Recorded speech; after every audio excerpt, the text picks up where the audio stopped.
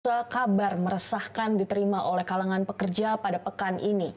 Pemerintah kembali berencana untuk memangkas gaji atau upah para pekerja. Kali ini untuk dana pensiun tambahan, rencana ini menuai kritik dan penolakan dari berbagai pihak yang khawatir akan semakin terbebani secara ekonomi.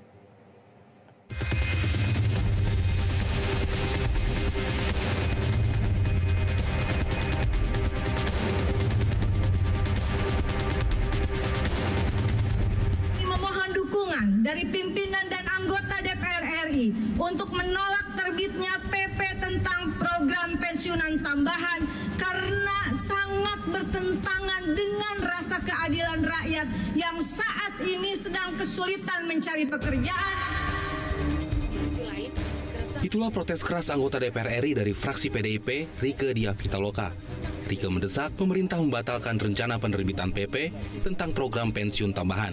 Pasalnya, kebijakan itu tidak sejalan dengan kepentingan rakyat, terutama di tengah kondisi perekonomian sulit saat ini. Bukan hanya anggota dewan, keresahan pun dirasakan para karyawan.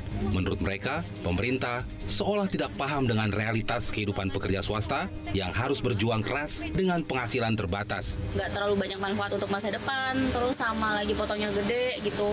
Itu mungkin memberatkan untuk pekerja ya. Setahu saya kalau yang namanya dana pensiun buat pekerja agak boleh dikatakan hasilnya minim ya. Jadi mungkin untuk sehari-hari aja belum tentu untuk buat mencukupi kebutuhan sehari-hari.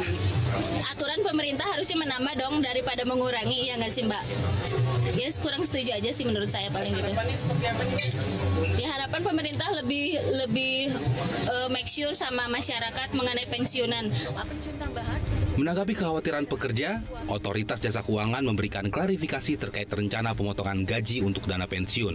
Rencana ini merupakan bagian dari implementasi Undang-Undang Nomor 4 Tahun 2023 tentang pengembangan dan penguatan sektor keuangan. Jadi sebagaimana diatur dalam P2SK Pasal 189, jadi pemerintah akan mengharmonisasikan seluruh program pensiun sebagai upaya untuk peningkatan perlindungan hari tua dan memajukan kesejahteraan umum.